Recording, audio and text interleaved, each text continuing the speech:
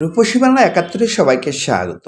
শেখ রাসেল স্মৃতি সংস্থার উদ্যোগে বিনামূল্যে বাৎসরিক শীতবস্ত্র বিতরণ কর্মসূচি ২০২৪ অনুষ্ঠিত।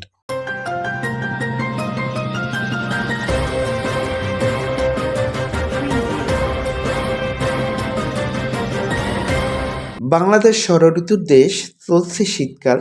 কনকনে শীতে গরিব অসহায় মানুষগুলি কষ্ট ভোগ করছে। সে কষ্ট লাঘবে এগিয়ে আসেন শেখ রাসেল স্মৃতি সংস্থা। ২১শে জানুয়ারি ২০২৪ ধানমন্ডি ১২ তাকুয়া মসজিদের সামনে বিকাল ৩টায় সংস্থার চেয়ারম্যান বাবু মৃত্যুঞ্জয় মণ্ডলের সভাপতিত্বে এই শীতবস্ত্র বিতরণ অনুষ্ঠান অনুষ্ঠিত হয়। শীতবস্ত্র বিতরণ অনুষ্ঠানে প্রধান অতিথি হিসেবে উপস্থিত ছিলেন Sheikh Nader Hossain Lipu, chairman milk bitter. বিশেষ অতিথি হিসেবে উপস্থিত ছিলেন Mohammad Enayet Latif, deputy general manager, United finance limited. বিশেষ অতিথি আয়কর আইনজীবী হারাধন বিশ্বাস সহ অন্যান্য নেতৃবৃন্দ। প্রধান অতিথির হাত থেকে অসহায় দরিদ্র মানুষের মাঝে বাৎসরিক শীতবস্ত্র বিতরণ অনুষ্ঠানে শতাধিক মানুষের মাঝে কম্বল বিতরণ করেন সংস্থাটি। অনুষ্ঠানে প্রধান অতিথি milk bitter chairman Sheikh Nader Hossain Lipu তাদের দানের যে অব্যাহত এটা যেন তাদের অব্যাহত থাকে সবসময়। যে কোনো প্রাকৃতিক দুর্যোগ বা যে কোনো সামাজিক সমস্যা যখনই দেখা দেবে আমরা আপনাদের সহযোগিতা চাই এবং আপনাদের দেখা দেখি বাংলাদেশে যাদের এ ধরনের অবস্থান আছে সেসব প্রতিষ্ঠান এবং ব্যক্তিগত পর্যায়ে অসহায় মানুষের পাশে দাঁড়াবে এই আশা রেখে আমি সংক্ষিপ্ত বক্তব্য শেষ করছি। আসসালামু আলাইকুম। জয় বাংলা, জয় বাংলা। শেখ রাসেল স্মৃতি সংস্থার চেয়ারম্যান বাবু মৃত্যুঞ্জয় মণ্ডল তার বক্তব্যে বলেন, শেখ রাসেল স্মৃতি সংস্থার উদ্যোগে বাৎসরিক শীতবস্ত্র বিতরণের আমি এই কম্বল বিতরণের শুভ উদ্বোধনের আগে হাজার বছরের শ্রেষ্ঠ বাঙালি জাতির জনক বঙ্গবন্ধু শেখ মুজিবুর রহমানের প্রতি আমি শ্রদ্ধা নিবেদন করি। আমার জীবনে যাদের কাছ থেকে বড় হয়েছি মরহুম শেখ মোশাররফ হোসেন খান সাহেব এবং তার সহধর্মিণী মিসেস সুজিয়া বেগমের প্রতি আমি বিনম্র শ্রদ্ধা নিবেদন করি।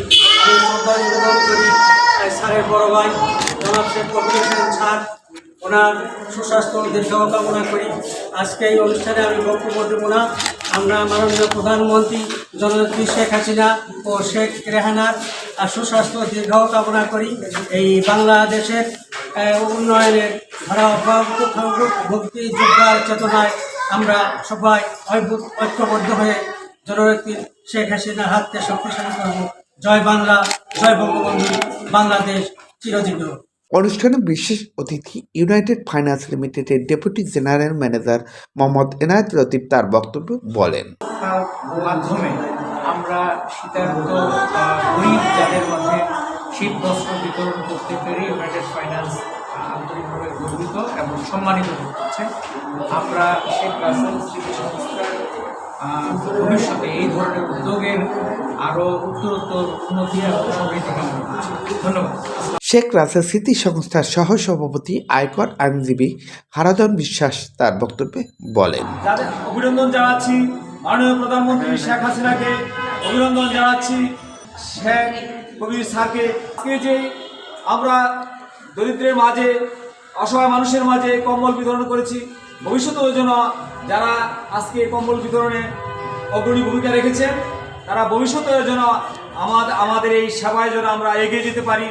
যে এই দরিদ্রের মাঝে যেন আমরা বস্ত্র বিতরণ, শীত বস্ত্র বিতরণ ছাড়াও অন্য বাসস্থান, মানে যেই প্রধানমন্ত্রী যেই উদ্যোগ নিয়েছেন যে বাংলার প্রত্যেক মানুষকে তারা মানুষকে বাসস্থান দিবেন এবং না খাওয়াই রাখবেন না, তাদেরকে অন্য বাসস্থান দিয়ে তাদেরকে উদ্বুদ্ধ করবেন।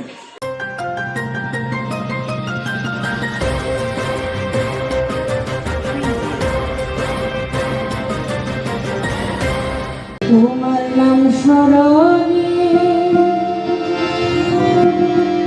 ধরিনি দানে